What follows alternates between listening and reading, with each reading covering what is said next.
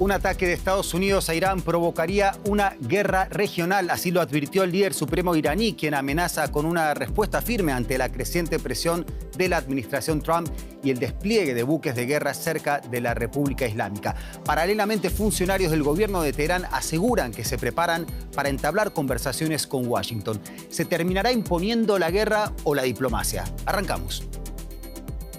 Irán insinúa avances hacia las negociaciones con Estados Unidos. Mientras las fuerzas estadounidenses se concentran cerca de Irán, funcionarios de la República Islámica sugieren pasos positivos hacia las conversaciones y Trump afirma que Irán está negociando seriamente. Ampliamos en breve.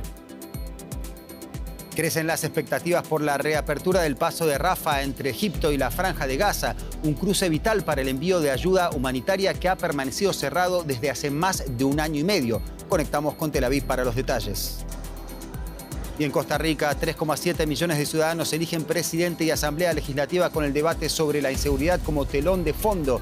Las encuestas dan como favorita a la candidata del oficialismo, Laura Fernández, pero los indecisos serán claves para esta elección.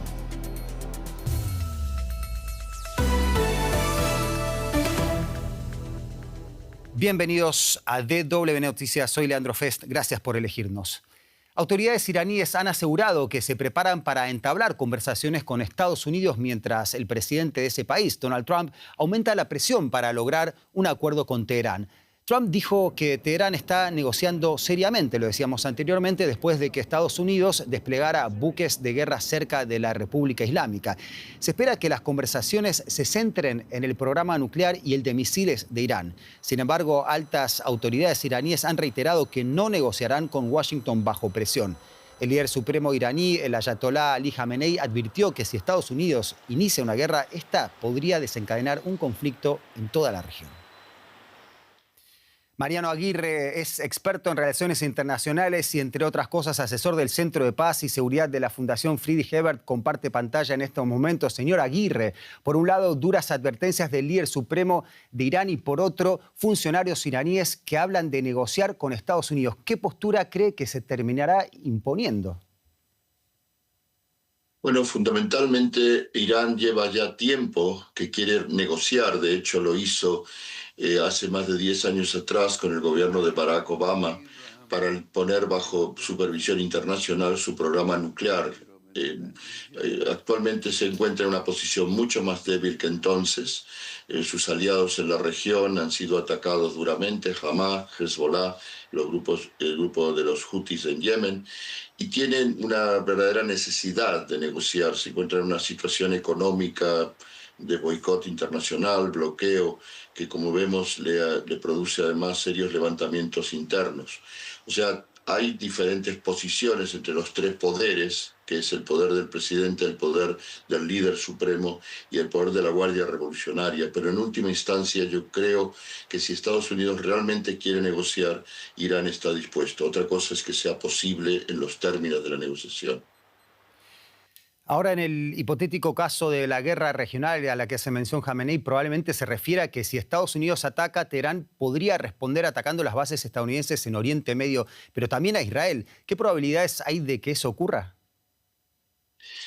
Bueno, si Irán es atacado, depende también del grado del ataque. Si es un ataque, como han sido el año pasado, ataques de alguna manera graves siempre, pero más simbólicos que reales, por las dos partes, por parte de Israel, por parte de Irán, y luego también el ataque de Estados Unidos, que fue más consistente, Irán podría responder, digamos, en proporción a la gravedad del ataque. Si el ataque realmente es masivo, es un ataque tendiente a prácticamente derrocar al régimen de Irán, este podría responder de varias maneras. Una, que es muy grave para el comercio internacional y para toda la economía internacional, es atacar buques que transporten petróleo por el estrecho de Hormuz. La otra es atacar especialmente la base de Estados Unidos en Qatar. Y la otra, como usted ha mencionado, es lanzar misiles de alcance intermedio precisamente sobre Israel. Las tres combinadas crearían una situación muy seria y muy grave, que es la carta, si se quiere, más fuerte precisamente para Irán, que es crear una desestabilización en Oriente Medio. Mariano Aguirre, experto en relaciones internacionales, muchas gracias por su tiempo y ojalá sea hasta una próxima oportunidad. Gracias. Israel tenía previsto reabrir este domingo el paso fronterizo de Rafah que comunica la Franja de Gaza con Egipto para permitir el paso de palestinos por primera vez desde mayo de 2024. Pero el organismo militar israelí a cargo informó de que el tránsito de personas empezará este lunes. Flotas de ambulancias esperan del lado egipcio para trasladar a palestinos heridos y llevarlos a recibir tratamiento médico en Egipto. Israel había rechazado abrir el cruce de Rafah como parte de un acuerdo de alto el fuego hasta que se entregaran todos los cuerpos de rehenes en manos de Hamás, algo que ocurrió hace 6 días. El primer ministro israelí, Benjamín Netanyahu, señaló que la reapertura será limitada y que la entrada y salida de Gaza estará sujeta a estrictos controles de seguridad. Y tenemos el placer de poder contar con Maya Siminovich en Tel Aviv para ayudarnos a comprender lo que está ocurriendo allí. Maya, anuncios de reapertura del paso fronterizo que no se terminan de concretar. ¿Cuál es la situación en este momento y qué falta para que se convierta en hechos? Hola, Leandro. Pues sí, hoy ha habido movimiento en Rafah, después de casi un año que no ha habido ningún movimiento, pero era movimiento de las personas encargadas de custodiar este paso, no de palestinos, que ellos pensaban, muchos civiles, que podían empezar a pasar por este un poco embudo, que es la salida o entrada de Rafah, pero no ha habido eso. Hoy ha anunciado la autoridad israelí que va a ser mañana, como decías, y hoy están haciendo un programa piloto, más bien, para ver cómo funcionan las entradas y las salidas. Son muchos los elementos que están en juego aquí, no solamente es Israel, sino que también la Autoridad Nacional Palestina, que va a custodiar el lado gazatí de la entrada, también el control de fronteras europeo, también Egipto, y hay muchas cuestiones burocráticas que deben solucionar, aparte de que no han establecido las líneas de quién puede salir y quién no puede salir. Por ahora solamente parece ser que van a dejar entrar y salir al día 50 personas, según Netanyahu. Esto lo exigió Egipto, que fuera algo equitativo, para que no fuera que fueran a salir muchas más personas de las que entraban y crear algún tipo de desequilibrio.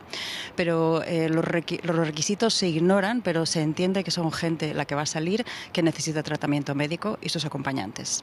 Maya Siminovich, desde Tel Aviv, muchas gracias por tu reporte. Costa Rica celebra este domingo elecciones generales en las que más de 3,7 millones de ciudadanos están habilitados para elegir presidente y los 57 diputados de la Asamblea Legislativa. La candidata oficialista Laura Fernández del populista Partido Pueblo Soberano y heredera política del actual presidente Rodrigo Chávez parte como favorita. De acuerdo con las últimas encuestas, Fernández podría obtener al menos el 40% de los votos necesarios para ganar en primera ronda. Sus principales rivales, el socialdemócrata Álvaro Ramos y la ex primera dama Claudia Dobles de la coalición de centro-izquierda Agenda Ciudadana, aparecen muy por detrás con cifras cercanas al 9%. Pero un dato podría ser clave: alrededor del 26% del electorado sigue indeciso. Es un gusto contar aquí con mi compañero costarricense Javier Arguedas aquí en el estudio. Javier, una pregunta clave. Estas elecciones han sido tildadas como las más trascendentales para Costa Rica desde 1949. ¿Por qué? Bueno, Costa Rica ve en estos días tambalearse los cimientos mismos de su identidad nacional y de su imagen. Costa Rica es conocido por ser un país seguro. En estos momentos tenemos una crisis de inseguridad con más de 2 homicidios por día en 2025 en un país de solo 5 millones de habitantes.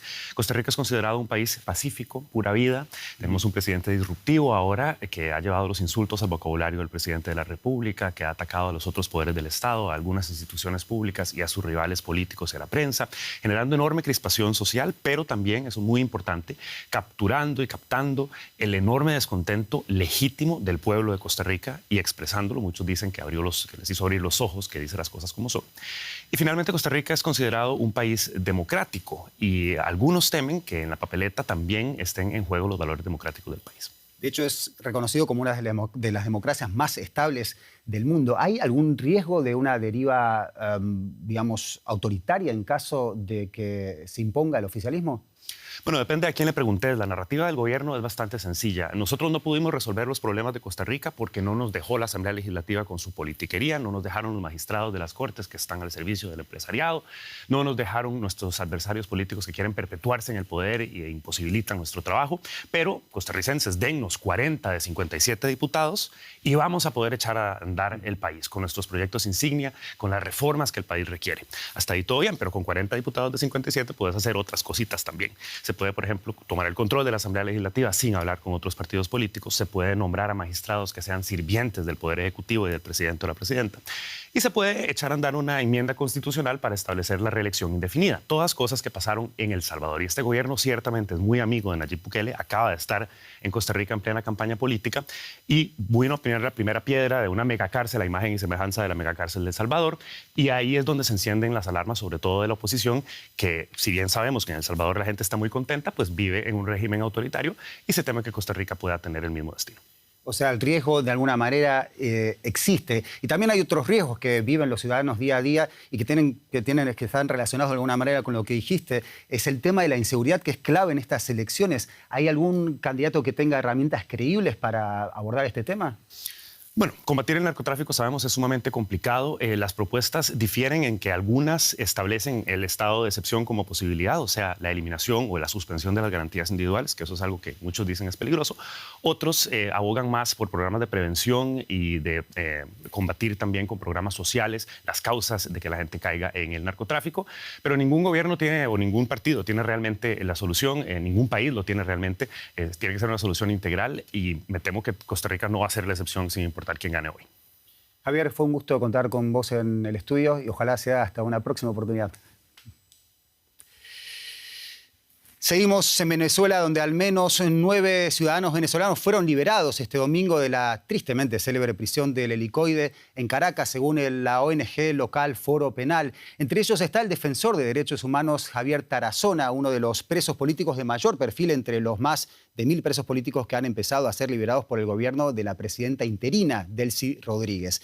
El director de la ONG Funda Redes pasó 4 años y 7 meses en el Helicoide acusado de incitación al odio, terrorismo y traición a la patria. Tarazona documentó y denunció los abusos cometidos por grupos armados irregulares, incluyendo guerrillas colombianas en Venezuela. La libertad de uno es la esperanza de todos. Y sin duda alguna que muchos quedaron allá y esperan que esto también lo puedan vivir. Y yo también espero que lo puedan vivir. Me permite poder tomar la palabra cuando habla de los 84.000 prisioneros que hay en Venezuela, el estrato socioeconómico de ellos, que básicamente en Venezuela se castiga la pobreza.